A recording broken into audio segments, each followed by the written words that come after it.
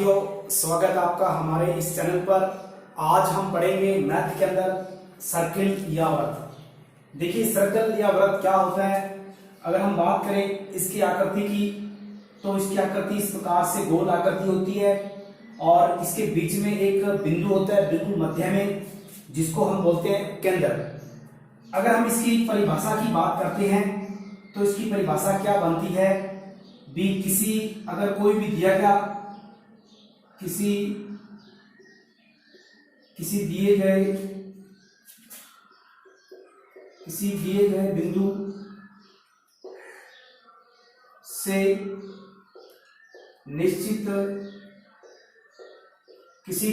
बिंदु से निश्चित दूरी पर स्थित बिंदुओं का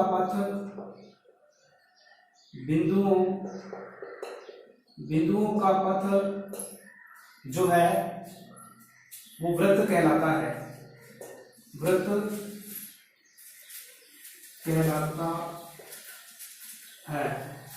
ठीक है।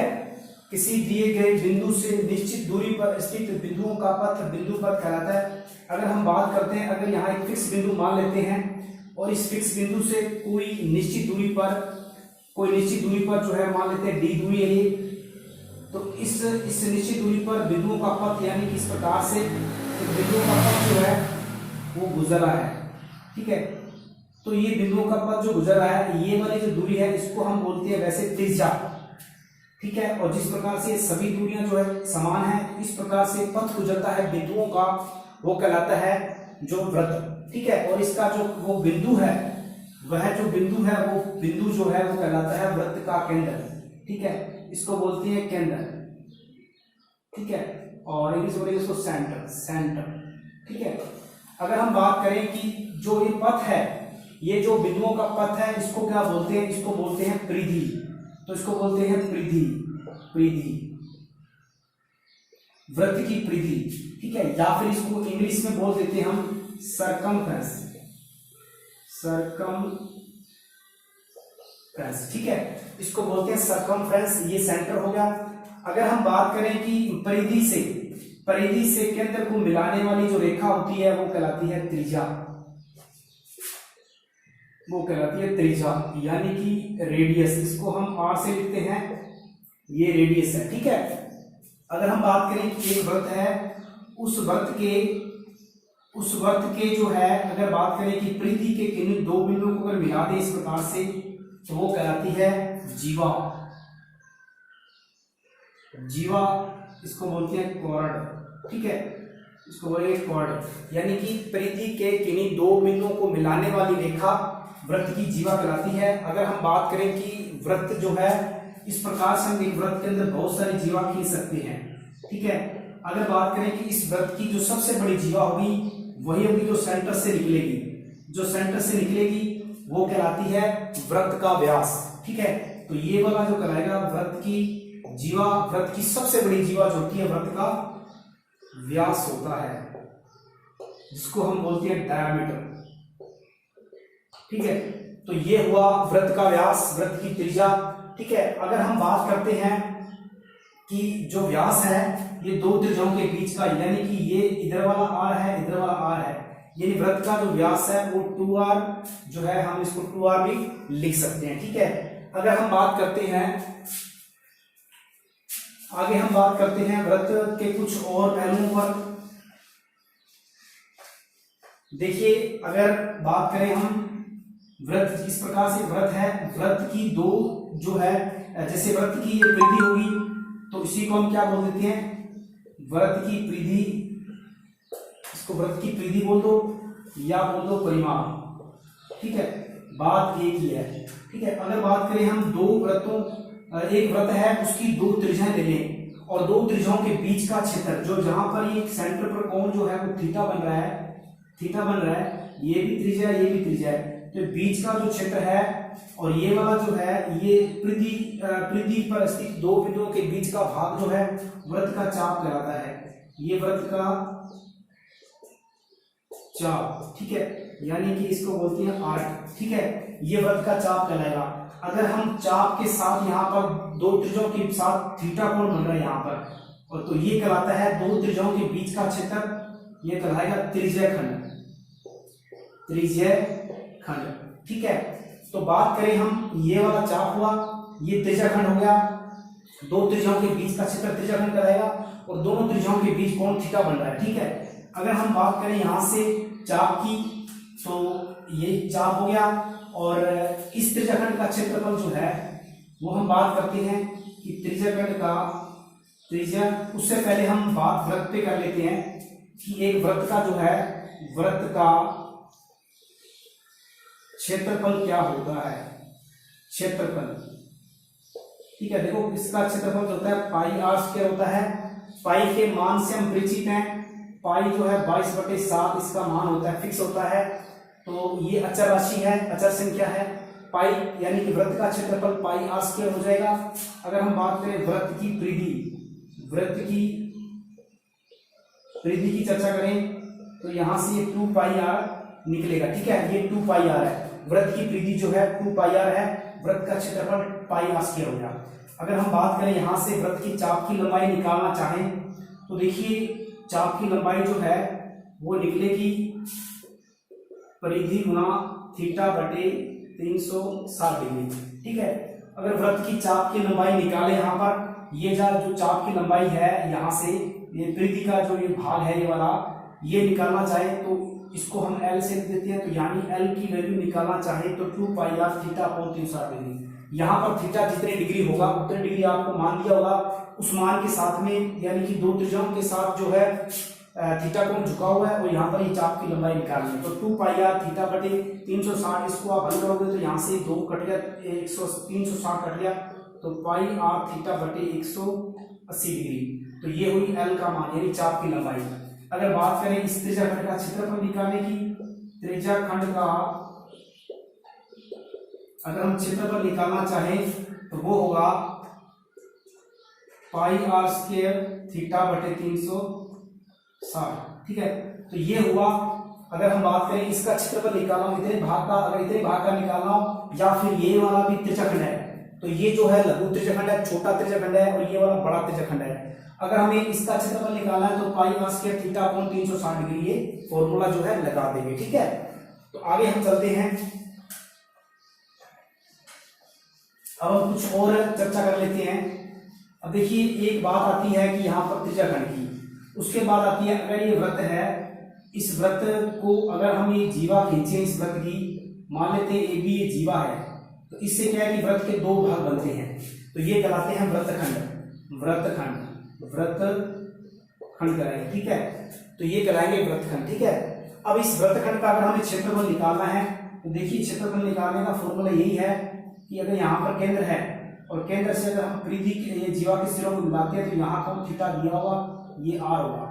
तो इस कंडीशन में क्या होगा, अगर हमें ये वृत्तखंड ये वाला निकालना है, तो ये लघु वृत्तखंड है, ऊपर वाला बड़ा वृत्तखंड यानी दीर्घ वृत्तखंड है, ये निकालना है, तो क्या करेंगे, आपको पता है कि यहाँ से लेकर के यहाँ तक ये पूरा जो ये एरिया जो है ये एक त्रिज्याखंड है, तो यहाँ से अगर ये निकालना है तो त्रिज्याखंड के क्षेत्रफल में से इस त्रिभुज का क्षेत्रफल जो है हम माइनस कर देंगे, तो वृत्तखंड का क्षेत्रफल, ये लघु निकाल रहे हैं, लघु का निकाल रहे हैं।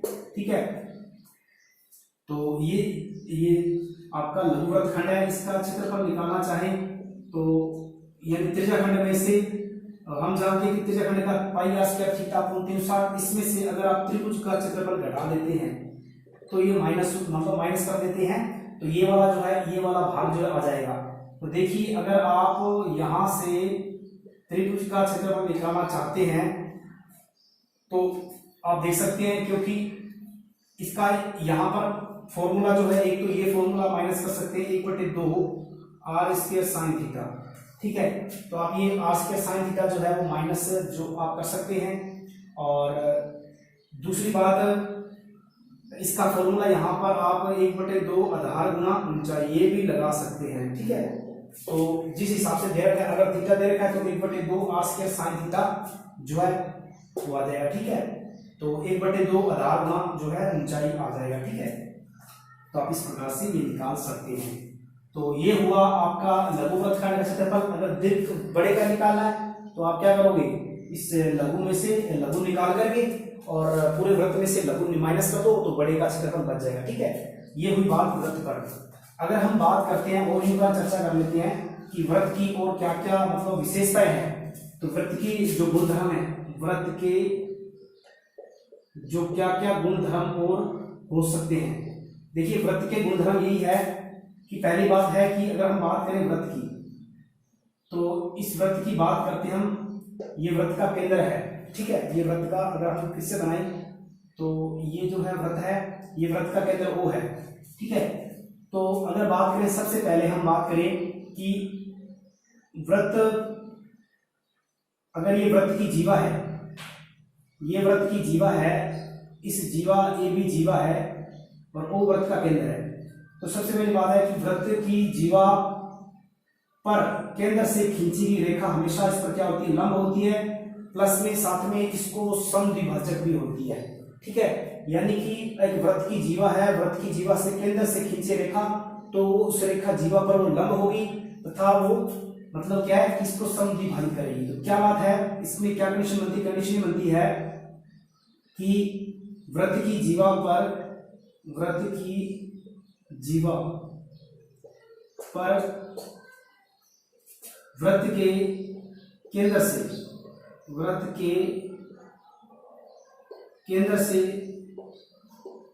खींची जो रेखा है, जो खींची रेखा जो है वो जीवा पर लंब समद्विभाजिक होती है, लंब समद्विभाजिक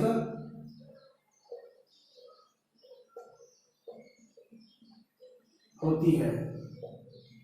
इसका मतलब क्या है, कंडीशन नंबर इसकी ये है कि वृत्त की जीवा, अगर हम वृत्त की जीवा है, वृत्त की जीवा पर वृत्त के केंद्र से अगर हम रेखा खींचे तो वो रेखा जो है जीवा पर क्या होती है, लंब होती है, लंब समद्विभाजित होती है, मतलब उसको साथ में इस पे 90 का कोण बनाती है और साथ में यानी कि इसको समान दो भागों में डिवाइड करती है। ठीक है, तो इसकी पहली कंडीशन ये हुई। अब बात करते हैं हम, और बात कर लेते हैं हम जीवा जो है, अगर जीवा पे चर्चा कर रहे हैं हम, तो अगर बात करें ये वृत्त है, इस वृत्त में अगर हम बात करें कि दो समान जीवाएं हैं, ये जीवा है दो, इन दोनों की लंबाइयां जो है वो समान है, ये AB है और ये CD है। तो पहली कंडीशन आपकी है। दूसरी कंडीशन क्या है कि अगर समान जीवा, अगर जीवाओं की लंबाई समान है, ठीक है, तो यहां से जो वृत्त के केंद्र से जो दूरियां होगी वो हमेशा इन पर क्या होगी, बिल्कुल बराबर होगी। ठीक है, तो यहां पर लिख सकते हैं कि समान जीवाएं केंद्र से समान दूरी पर होती है, केंद्र से समान दूरी पर होती है। मतलब हम कह सकते हैं कि अगर यहाँ पर ये M का मान ले, N मान ले, तो अगर AB बराबर अगर CD है तो इस कंडीशन में OM बराबर ON हो जाएगा। ठीक है, हमें याद रखना है कि केंद्र अगर समान जीवाएं, अगर कोई भी समान जीवाएं हैं, अगर समान जीवाएं हैं तो उन जीवाओं की दूरी केंद्र से हमेशा समान होगी, बराबर होगी। ठीक है, ये तो दो कंडीशन थी। और अगर हम बात कर लेते हैं आगे में तीसरी कंडीशन पे, उम्मीद है कि आपको ये वाला चीज जो समझ में आया होगा।